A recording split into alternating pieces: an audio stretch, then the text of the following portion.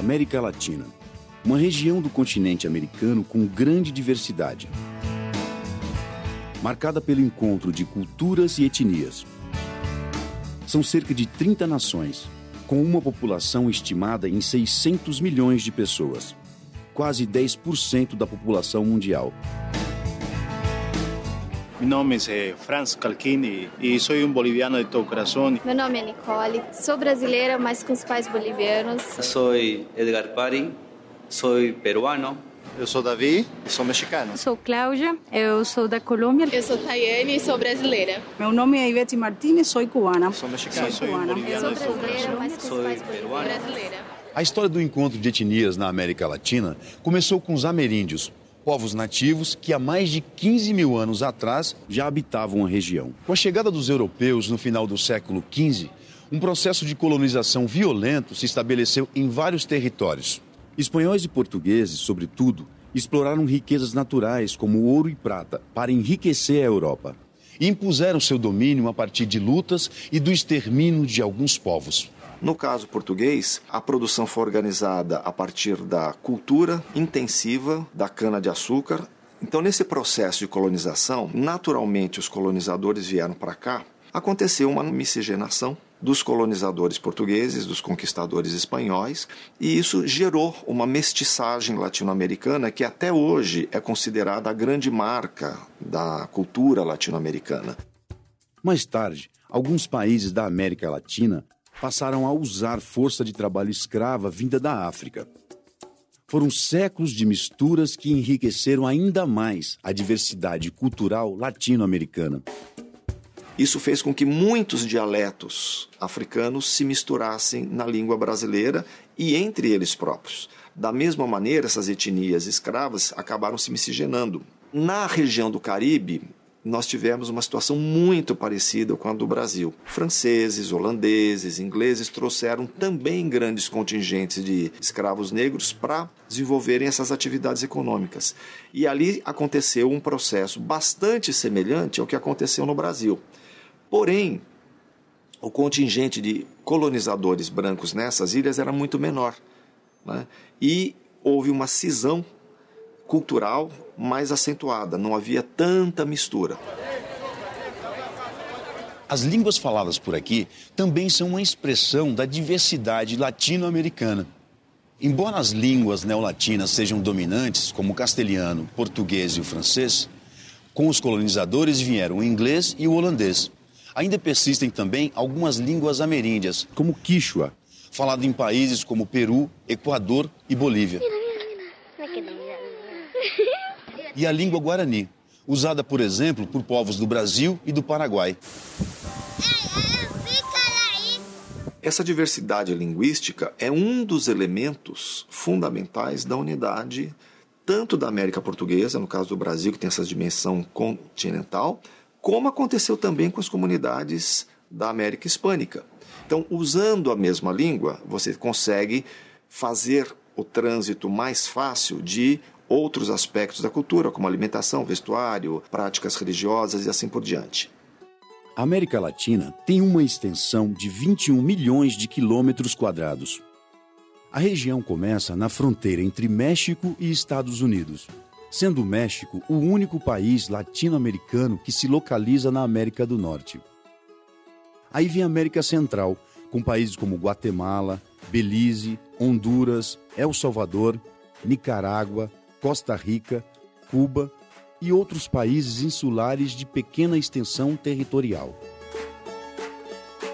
A América Latina continua na América do Sul, onde ficam países como Brasil, Venezuela, Colômbia, Peru, Bolívia, Chile, Argentina, entre outros, e termina no extremo sul da América do Sul.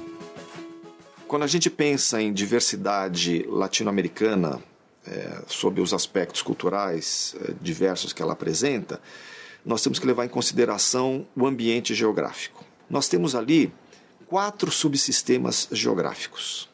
Em primeiro lugar, você tem a América Central e Caribe, que é uma região que está localizada muito próximo da linha do Equador e, portanto, tem clima diferente, vegetação diferente e tem uma diversidade geográfica própria, como acontece, por exemplo, com a antiga região Maia, que hoje é parte do México, Honduras, Guatemala, Belize.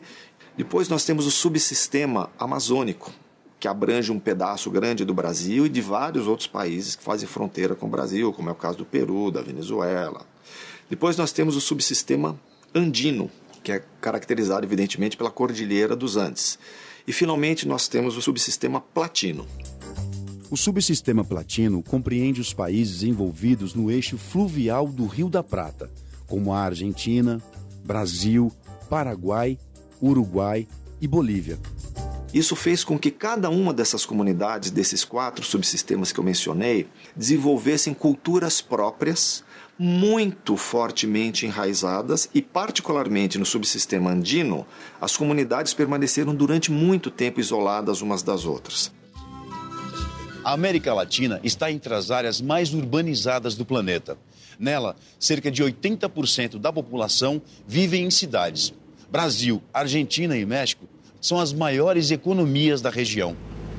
Nós temos países com alto nível de industrialização, como é o caso do Brasil, da Argentina, do México, e nós temos países que são pouco industrializados. Dentre os países pouco industrializados, nós temos aqueles países com baixo nível de desenvolvimento social, como é o caso do Haiti, como é o caso do Peru.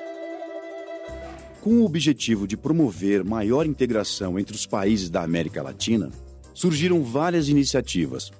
A CEPAL, Comissão Econômica para a América Latina e Caribe, por exemplo, é uma organização criada em 1948 pela ONU, com sede no Chile. Uma de suas intenções é reforçar as relações dos países da área, tanto entre si como com outras nações do mundo. A falta de desenvolvimento acelerado da região latino-americana causou uma grande preocupação à ONU. Então a ONU criou um organismo, vinculado a ela, portanto, chamado CEPAL, que congregou os intelectuais mais representativos da região que tinham uma missão: tentar explicar por que a América Latina não se desenvolvia. E o que foi que ela concluiu? Ela concluiu que a região latino-americana é exportadora, preponderantemente exportadora de produtos primários, minerais, agrícolas, pecuários, com uso intensivo de mão de obra muito barata, e quando ela exporta esses bens, ela recebe pouco dinheiro por essas exportações.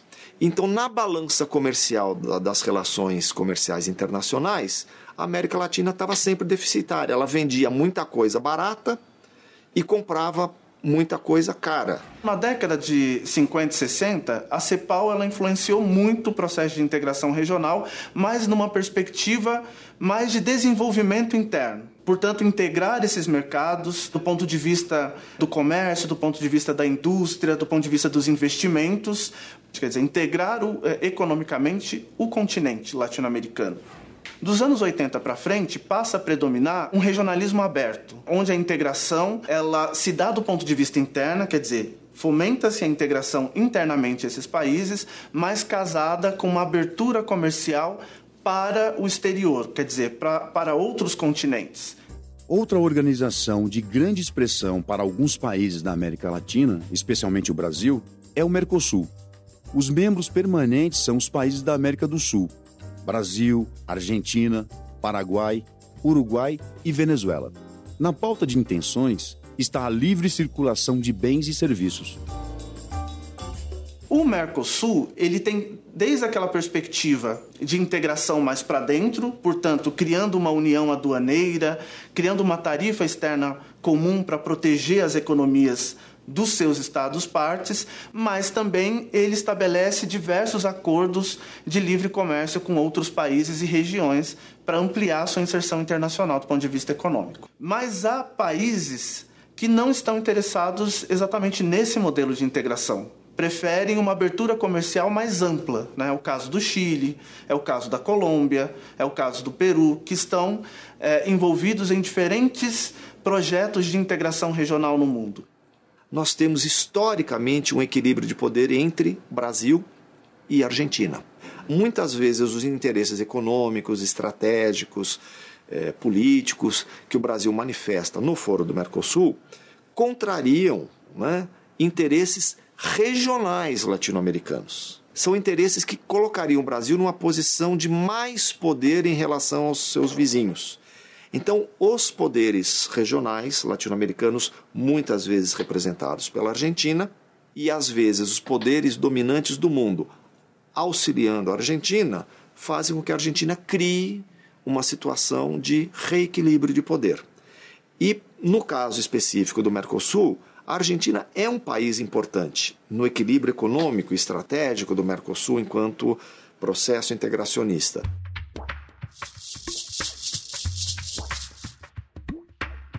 Com países em diversos graus de desenvolvimento e uma grande diversidade cultural, será possível pensar em uma identidade latino-americana?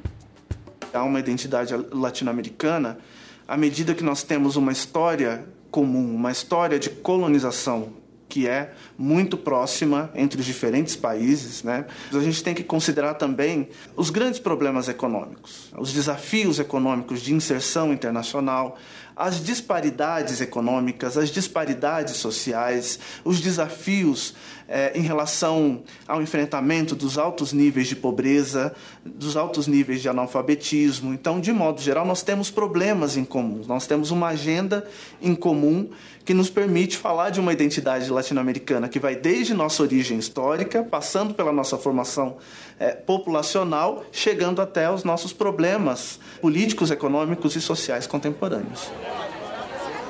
Somos ricos en la cultura. Las costumbres, la forma de vivir, la comida. Temos uma identidade e uma história que é comum, uma origem que é comum a quase todos os países da Latinoamérica. E tem um pouquinho da cultura de todos os povos e os índios também, que fazem parte de toda a América Central e Latina. A gente tem um jeitinho diferente. É o nosso jeito. Latino-americano estão na hora de reunir-se, de reencontrar-se, de lutar para que a América seja uma só, de Rio Grande até a Patagônia.